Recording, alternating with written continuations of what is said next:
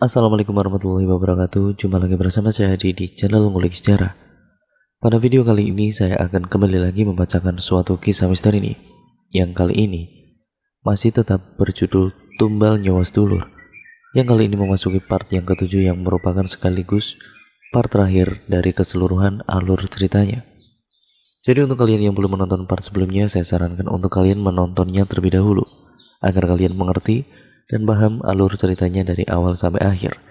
Nah, cerita pada kali ini masih tetap ditulis oleh Mbak Meme Mayang. Nah, bagaimana ceritanya? Yuk langsung saja kita menuju ke ceritanya. Perhatikan baik-baik karena ceritanya, dan akhir dari cerita ini akan saya mulai saat ini juga. Perhatikan baik-baik, ceritanya akan saya mulai.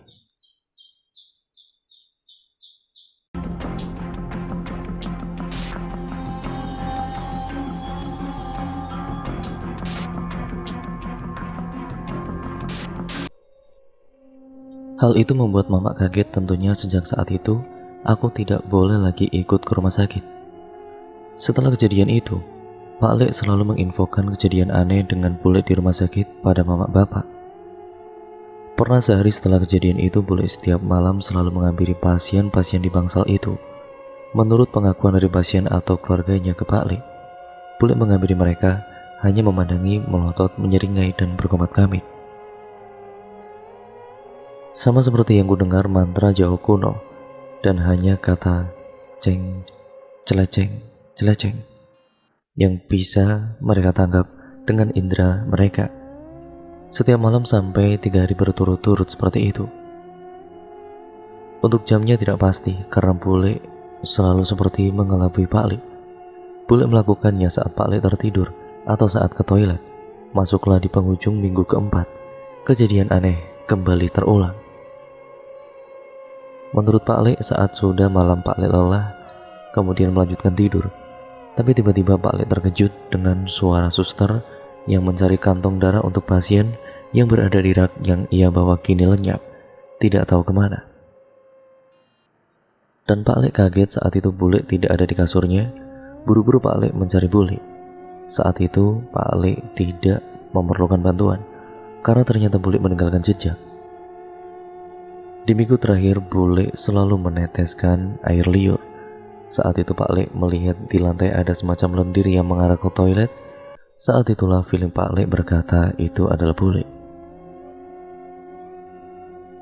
Pak Lek menuju ke toilet dan benar saja, di dalam sana bule duduk menaiki kloset duduk, meminum kantong darah itu dengan beringas. Untuk menghilangkan jejak, Pak Lek masuk ke toilet. Kemudian, dia menenangkan bule, membacakan ayat suci. Bule kembali tenang tapi masih seperti orang kosong. Buru-buru Pak Lek membersihkan badan bule dan kembali ke ruangan. Namun tingkah bule tetap terekam CCTV. Suster itu melacaknya dan usaha Pak Lek menghilangkan bukti kini sia-sia. Semenjak itu, satu ruangan takut dengan bule, bahkan ada yang meminta untuk pindah ruangan saja. Ada pula yang tega hatinya untuk memulangkan bule saja. Suster-suster di sana pun saat mengecek tensi bule, mengganti infus bule dan lain-lain, selalu memasang wajah takut. Padahal setelah kejadian itu, kondisi bule semakin hari semakin menurun. Hingga pada suatu malam di hari ke-34, bule di rumah sakit tentunya, bule bisa berbicara. Bule menggenggam tangan Pak Lek dan mengatakan pesan. "Pak," kata bule mendengar istri tercintanya berbicara setelah sekian lama. Pak Lek pun benar-benar senang sampai tidak terasa meneteskan air matanya. "Iya Bu, ada apa Bu?" "Bilang aja, kamu mau apa?" saut Pak Lek. "Pak, aku mau pulang aja Pak. Aku bakal sehat kalau ketemu Titi sama Rani." Bule terbata-bata karena permintaan bule dan kondisi rumah sakit saat itu seperti menganaktirikan bule setelah kejadian kantong darah itu. Keesokan harinya Pak Lek pun memantapkan nantinya untuk mencabut rawat inap bule kembali ke rumah mereka menggunakan ambulans rumah sakit. Karena dikabari oleh Pak Lek bahwa bule meminta pulang, siang itu perasaan bapak dan mama tidak enak. seakan-akan itu adalah hari terakhir bule. Akhirnya kami pun memutuskan untuk ke Ngawi. Sesamanya di sana, kami melihat keluarga kami sudah berkumpul. Hanya keluarga dan seorang kakek tua yang aku tidak tahu itu siapa. Menurut mama itu adalah orang pintar yang dulu memberikan kalung jimat pada Titi. Ada Titi dan Rani juga. Ada bule di tengahnya. Pas kami masuk, kami mendapati kakek itu berada di atas bule. Saat kami tiba, semua sudah menangis. Saat itu bule berpesan pada Pak Lek yang terus-terusan menangis. "Pak, nitip anak-anak ya Pak. Jaga mereka sebagaimana kamu jaga aku selama ini." "Pak, maaf ya Pak. Maaf belum bisa tepatin janjiku sama kamu buat terus ada. Maaf belum bisa jadi istri dan ibu yang baik. Pak, udah cukup usahamu buat aku. Simpan uangmu buat kebutuhan anak-anak nanti. Buat susu Rani, buat biaya sekolah Titi. Pak, aku pamit ya Pak. Ikhlaskan aku ya Pak. Jangan segan-segan cari penggantiku. Karena kamu masih muda, anak-anak butuh penggantiku." Masih dengan terbata-bata dengan air mata yang menggenangi wajah kedua pasang jiwa itu. Anehnya bule seperti tidak lepas. Bule ingin melepas semuanya, tapi seperti ada sesuatu yang menahan.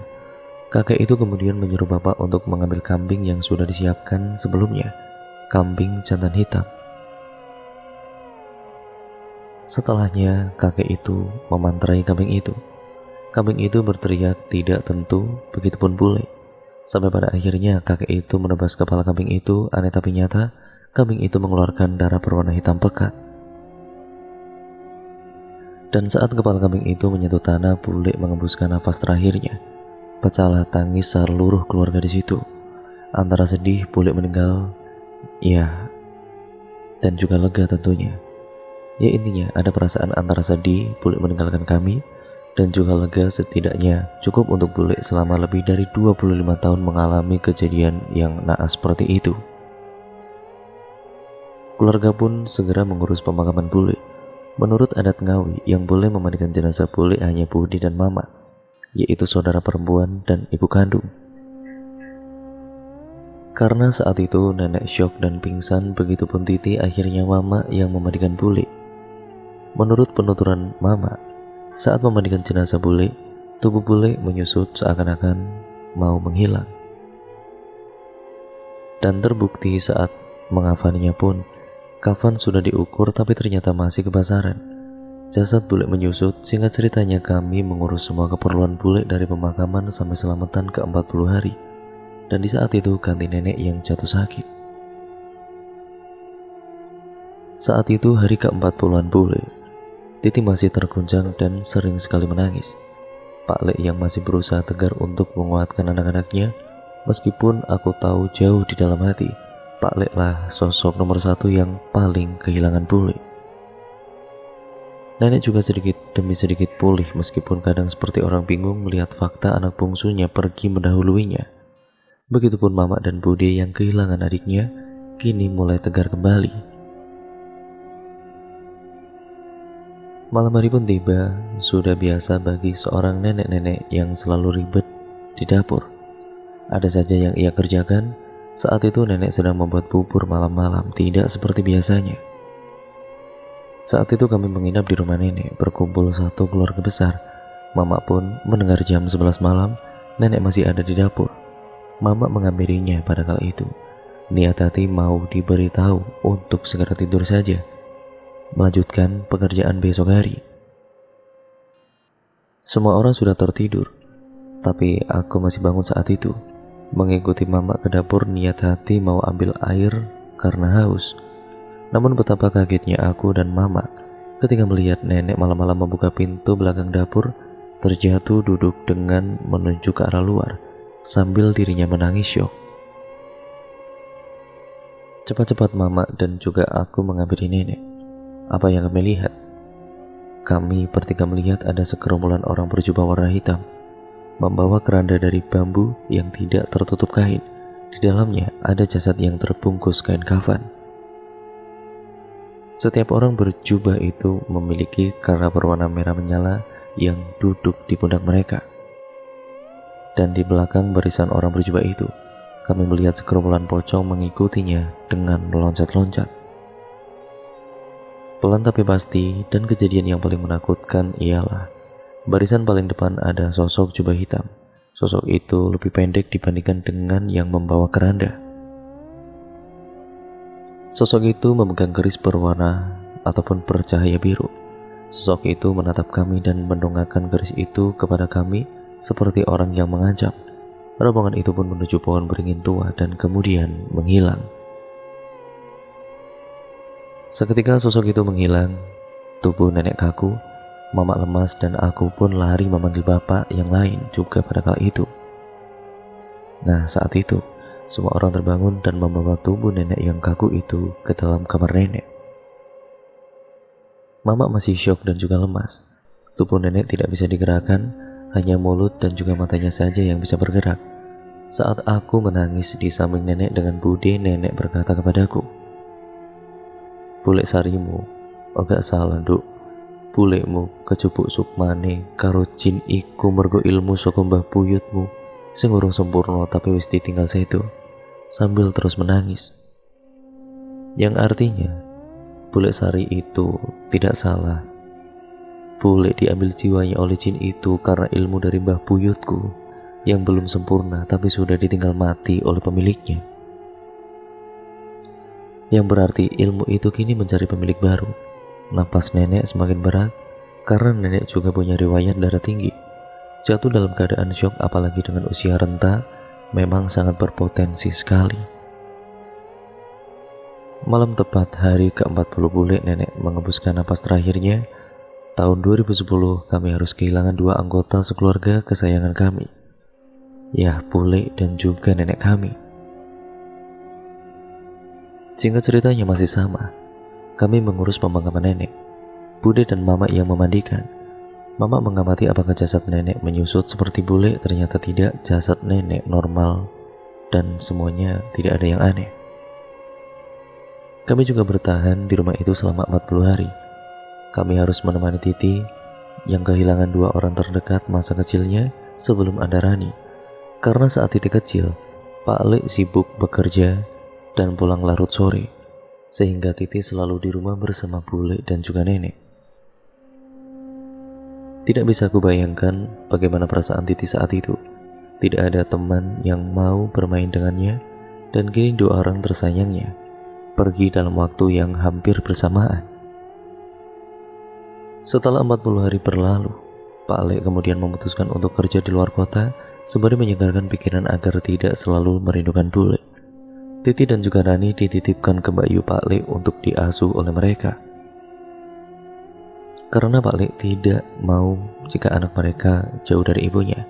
Padahal Mama sudah meminta bagaimana jika Rani dan Titi ikut kami ke Madiun, tapi Pak Lek menolaknya.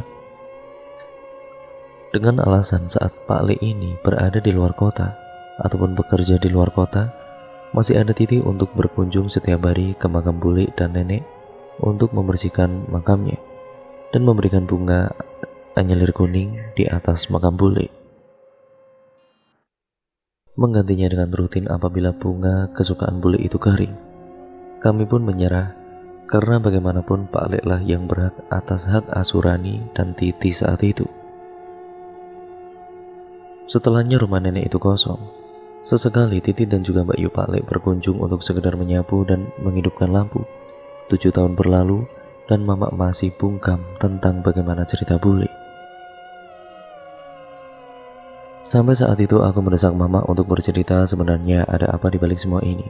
Mama pun menyerah dan menceritakannya kepadaku secara detail terkait benang merah kisah ini.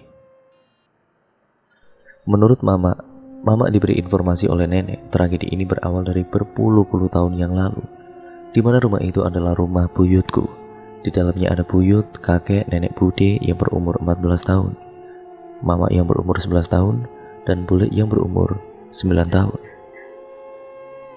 Saat itu buyut memang terkenal sebagai orang yang nakal, hobi bermain judi, dan orang temperamen. Sampai pada saat itu buyut kalah bermain judi dan memiliki hutang yang benar-benar sangat banyak. Buyut ini adalah ayah kandung dari kakek.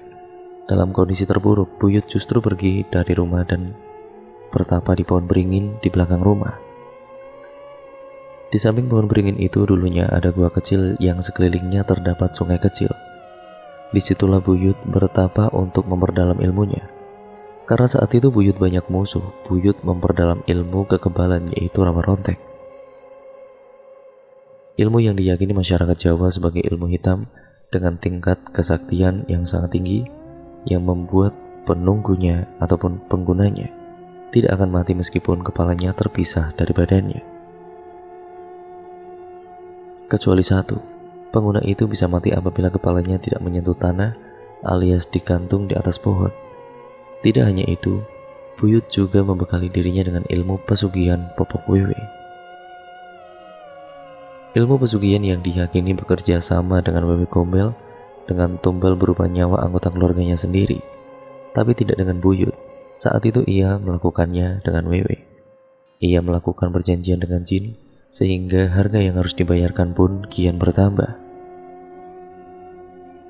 Jika Wewe meminta tumbal salah satu dari anggota keluarga, jin ini meminta tumbal seluruh anggota keluarga yang berumur 7 tahun untuk menjadi inangnya jika suatu saat Buyut meninggal dunia.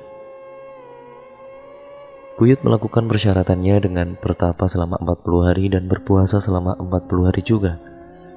Dan juga pada saat di tengah-tengah 40 hari itu, yaitu hari ke-20 di jam 12 malam, Buyut harus menyerahkan tumbal pertamanya berupa kepala laki-laki yang memiliki anak berusia 7 tahun, serta masih terikat dengan hubungan keluarga.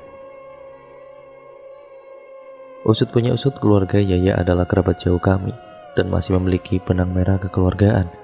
Malam itu, sangat kebetulan Buyut memergoki papa Yaya yang pulang melewati kebun tela.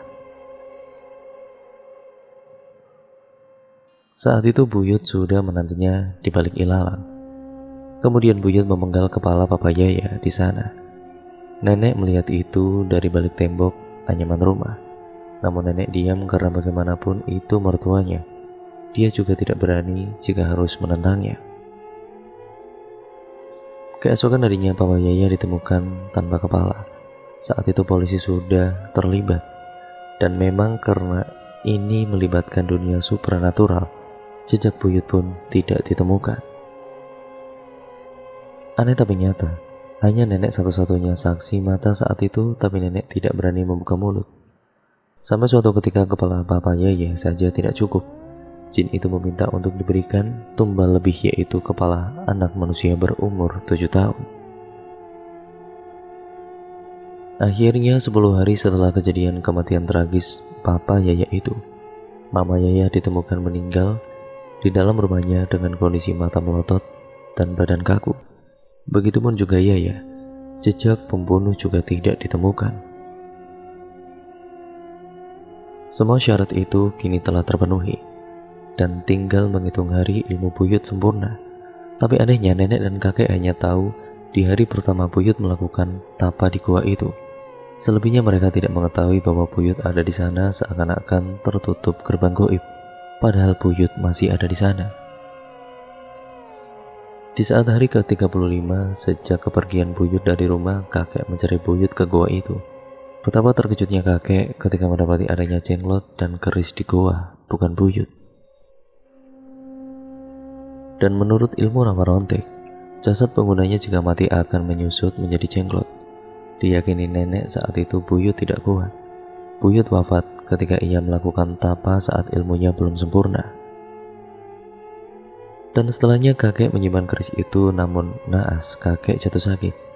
Sama seperti nenek, kakek merasa saat malam hari melihat iring-iringan menuju ke pohon beringin. Seketika tubuhnya kaku, hanya beberapa bulan setelahnya kakek meninggal dunia. Setelah kakek meninggal, jin itu ya benar-benar diyakini kini mencari inang lagi. Tapi saat itu tidak ada keluarga kami yang berumur 7 tahun. Paling muda adalah bule yang berumur yang menuju 10 tahun. Kurang beberapa hari, saat itu malam hari jam 12 malam, mama menjadi saksi kisah hidup bule yang baru. Bule tiba-tiba berteriak kesakitan dalam tidurnya. Padahal sebelumnya bule sehat walafiat. Setelah main dengan mama, bule berteriak-teriak sampai sekitar jam 3 pagi. Saat azan subuh, bule tiba-tiba terdiam. Namun dengan mata yang terbuka dan melotot, bule seperti itu sampai 3 hari. Tanpa makan dan minum karena ada keanehan, nenek mendatangkan orang pintar yang sama dengan pemberi jimat titi. Orang pintar itu bilang bahwa ia tidak bisa mengatasi bule karena sosok yang merasuki tubuh bule adalah sosok jin yang sudah melakukan perjanjian dengan buyut. Sosok jin yang membantu buyut melakukan pesugihan dan memperdalam ilmu rawa rontek. Itu sudah bukan ranahnya lagi untuk menyembuhkan. Saat itu orang pintar itu berpesan agar bule dibawa ke daerah Gunung Kidul. Sempat waktu itu nenek membawanya bersama dengan ayah Pak Kamidi. Saat tiba-tiba di sana, orang yang dijumpai nenek itu bilang bahwa jin ini tidak bisa dikeluarkan. Ada 3 cara mengeluarkannya jika memang harus. Yang pertama, jin akan keluar sendiri apabila ia menemukan inang yang sesuai dengan persyaratan, yaitu anak berusia 7 tahun. Yang kedua, jin akan keluar dan dapat dimusnahkan dengan keris yang dipakai oleh buyut. Tapi keris itu menghilang entah kemana. Orang itu mengatakan, hanya orang dengan kemampuan khusus yang bisa melihatnya. Orang dengan kesaktian tinggi untuk menarik keris itu, atau anak yang jiwanya masih bersih dan memiliki bakat alami dari lahir. Namun resiko jika memilih jalan kedua ini adalah bule harus mati, karena untuk menghilangkan jin harus menghilangkan nyawa bule juga. Cara yang ketiga, jin itu akan hilang dengan sendirinya bersama dengan hilangnya nyawa bule saat ajal dari Yang Maha Kuasa menjemputnya. Meskipun dengan risiko akan menghadirkan beberapa penyakit baik medis maupun tidak di tubuh bule, karena jin itu akan merusak tubuh dan jiwa bule seiring berjalannya waktu. Dan cara yang ketiga adalah cara yang dipilih oleh bule untuk tidak melukai siapapun. Dan dengan cara itulah ia bisa melihat keluarganya lebih lama lagi meskipun harus menderita sakit sepanjang hidupnya. Sejak saat itu bule tidak pernah mau lagi makan selain daging setengah matang dan apel merah. Hanya itu makanan bule. Bule juga sering melakukan sholat tidak sesuai dengan ajaran agama sembari merapalkan mantra yang diyakini itu adalah rapalan rawa rontek. Tidak hanya keluarga kami saja, keluarga Mbah Sarmi dan juga Bu Didit samping rumah pun ataupun samping rumah nenek itu juga harus kehilangan anggota keluarganya. Karena mereka syok melihat iring-iringan keranda itu.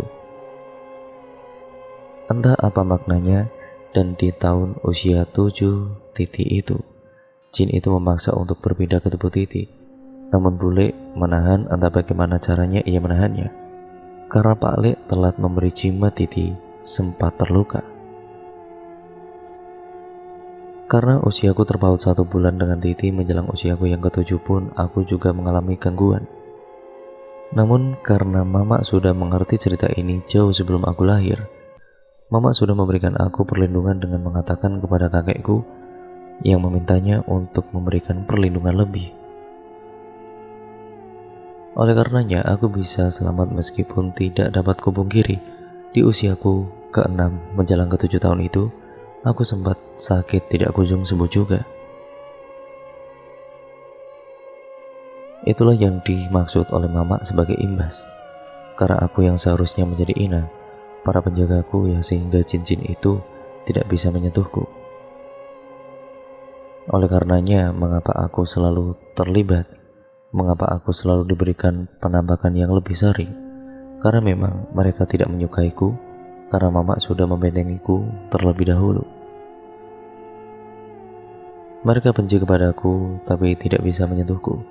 Sekian akhir cerita ini ya teman-teman. Hikmah yang bisa kita pelajari bersama, jangan sekali-kali kita melakukan perjanjian dengan iblis atau jin apapun itu. Karena dalam agama kita punya Tuhan untuk kita sembah dan yang maha besar, yang pasti akan mengabulkan doa hambanya jika memang kita bersungguh-sungguh dalam meminta. Sebelum melakukan sesuatu, pikir panjanglah dulu bagaimana dampaknya.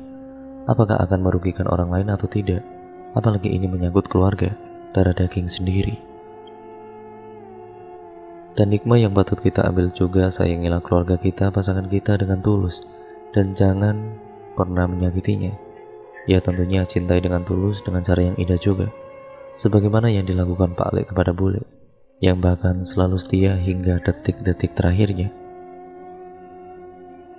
Selalu berkunjung ke tempat peristirahatan Bule dengan membawakannya anyelir kuning, bunga kesukaan Bule. Bunga yang indah namun bermakna salam perpisahan, sampai jumpa di kehidupan yang lebih abadi. Dan cerita pun akhirnya selesai sampai di sini ya teman-teman. Terima kasih untuk kalian semua yang sudah support channel ini dan menyimak cerita ini dari part awal sampai part akhir. Untuk kalian yang belum, tonton dan simak ceritanya baik-baik ya teman-teman, karena ceritanya ini benar-benar sangat menarik untuk kalian dengarkan. Sekian dan terima kasih untuk kalian yang belum subscribe channel ini, dan nyalakan tombol lonceng notifikasinya agar kalian tidak ketinggalan video terbaru selanjutnya dari channel ini. Sekian dan terima kasih ya teman-teman, sampai berjumpa di video terbaru selanjutnya. Baik buruknya yang terkandung dalam cerita kali ini, ambil sisi positifnya dan buang jauh-jauh sisi negatifnya. Wassalamualaikum warahmatullahi wabarakatuh.